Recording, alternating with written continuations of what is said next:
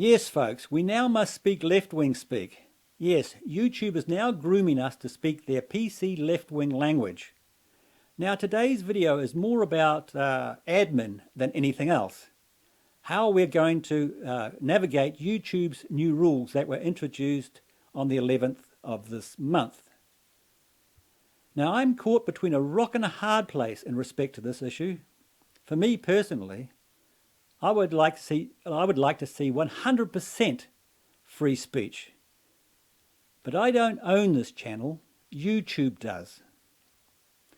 And as I said the other day, they want to close you down, and they want to close me down as well. What I say on this channel determines whether it survives or not, and likewise, what you say determines its life as well. It's not as simple as stopping people using the F word and words like that anymore in order to comply with one of their policies. Have a look.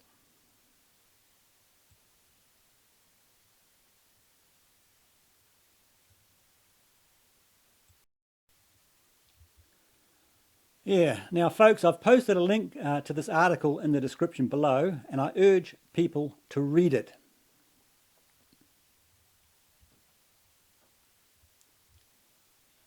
An update to our harassment policy, Wednesday, December 11, 2019.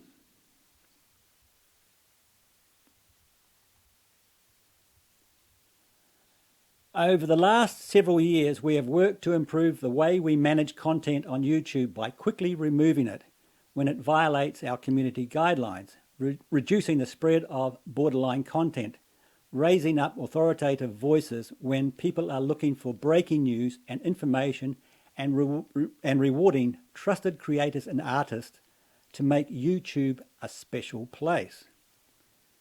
Well, I assume they are talking about left-wing people here.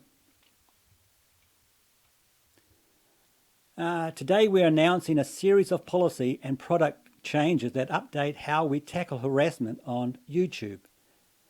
We systematically review all of our policies to make sure the line between what we remove and what we allow is drawn in the right place, and recognized earlier this year that for harassment, there is more we can do to protect our creators and community.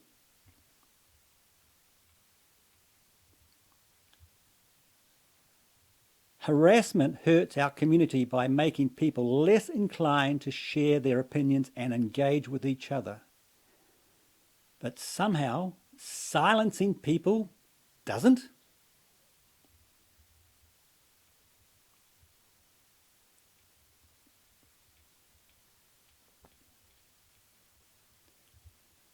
A stronger stance against threats and personal attacks. So I'll just miss this first paragraph. Beyond threatening someone, there is also demeaning language that goes too far. Demeaning language that goes too far. Now, how is anybody supposed to work that one out? To establish a consistent criteria for what type of content is allowed on YouTube, we are building upon the framework we use for our hate speech policy.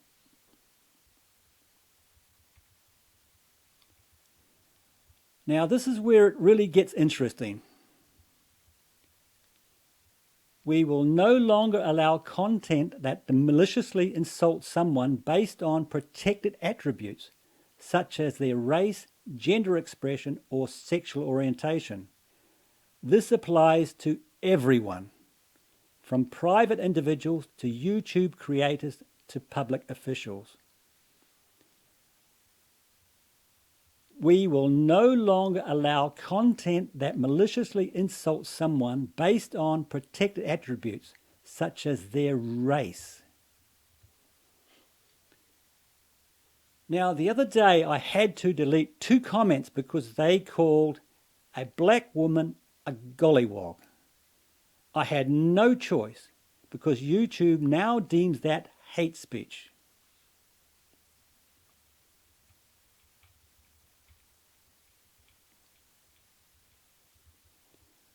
Now, addressing toxic comments. Now, this is a new one.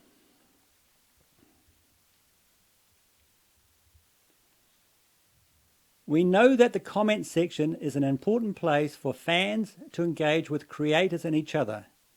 At the same time, we heard feedback that comments are often where creators and viewers encounter harassment.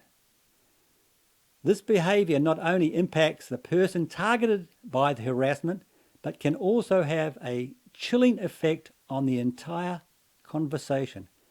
A chilling effect on the entire conversation, really.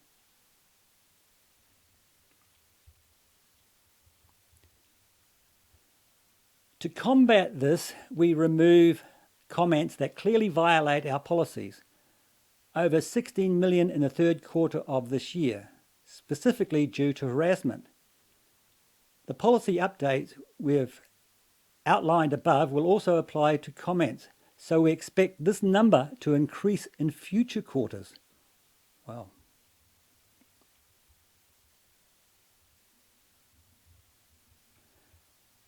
Now, beyond comments that we remove, we also empower creators to further shape the conversation on their channels and have a variety of tools that help. When we're not sure a comment violates our policies, but it seems potentially inappropriate, we give creators the option to review it before it's posted on their channel. So they now want me to become the speech police. But I don't think this will really matter too much because abusive comments usually involve the F word, and I already check for that anyway, especially from people who are new to this channel.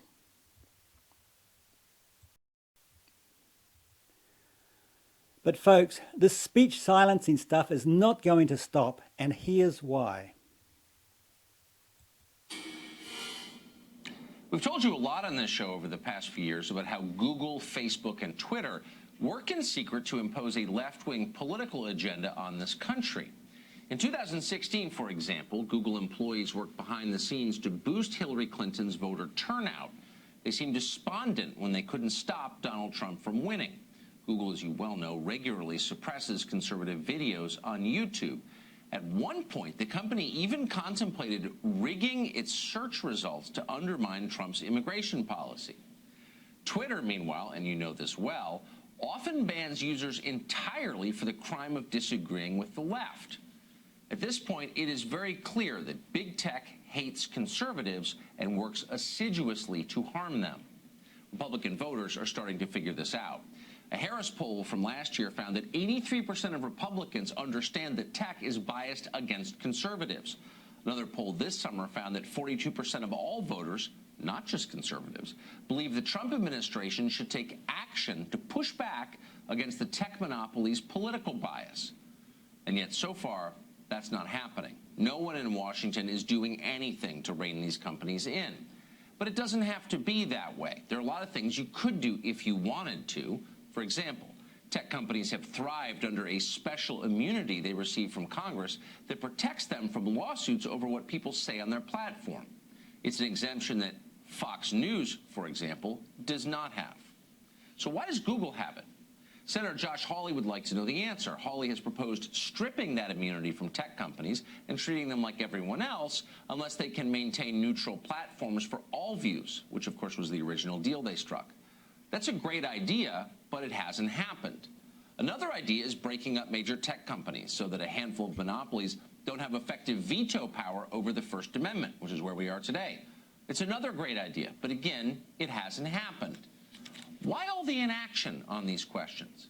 Well, a big part of the problem is that conservative nonprofits here in Washington, the ones that are supposed to be looking out for you, aren't actually looking out for you. They're looking out for big tech. A new report from the Campaign for Accountability obtained by this show highlights how conservative organizations in D.C. have colluded with big tech to shield left-wing monopolies from any oversight at all. It's an amazing story, and it's happening now. This October, for example, Americans for Prosperity, that's a purportedly conservative group controlled by the billionaire Koch families, launched an ad supporting Facebook and Google. Again, not attacking, supporting Facebook and Google. The ads they ran targeted state attorneys general, Republican and Democrat, who were leading antitrust investigations into those two companies. In March, Americans for Prosperity ran digital ads urging members of the Senate Judiciary Committee to, quote, oppose any effort to use antitrust laws to break up America's innovative tech companies, end quote. In all, the Koch network quietly spent at least $10 million defending Silicon Valley companies that work to silence conservatives. The richest companies in the world being defended by a conservative nonprofit as they attack conservatives. Why are they doing this? Well, as one former Koch employee recently told this show off the record, quote, I know for a fact they take money from social media companies to do their bidding, end quote. And it turns out he was right. Google has given money to at least 22 right-leaning institutions that are also funded by the Koch network. Those institutions include the American Conservative Union, the American Enterprise Institute, the National Review Institute, the Competitive Enterprise Institute, the Heritage Foundation, and the Mercatus Center. We could go on. Google, for example, was the single largest donor to the Competitive Enterprise Institute's annual dinner a few years back. So what does all this money buy exactly? You know the answer.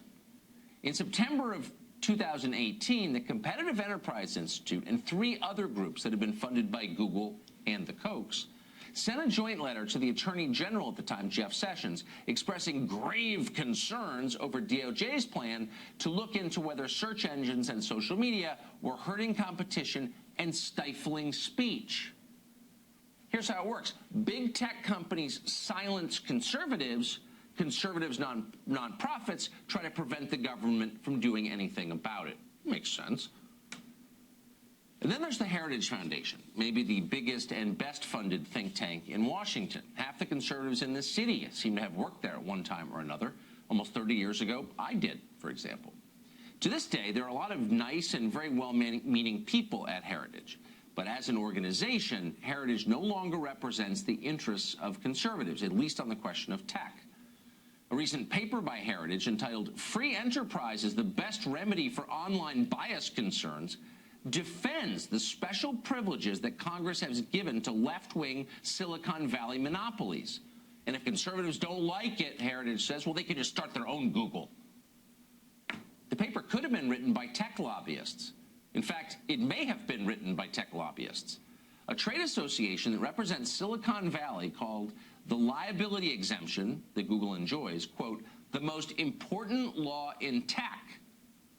Well, Heritage's paper repeats that line verbatim, word for word, along with many other lines that the lobbyists wrote. It's embarrassing. But Heritage isn't embarrassed. None of the so-called conservative nonprofits in Washington are embarrassed. They make deals with people who hate you.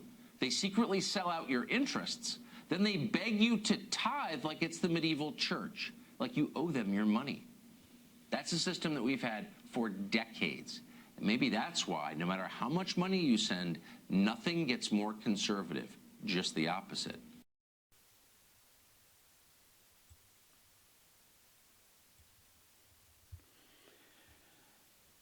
Yes, this is a no-win situation for us, especially when conservatives are half the problem. Now, folks, I really hate deleting comments, so if you have any concerns about this, please ask me some questions.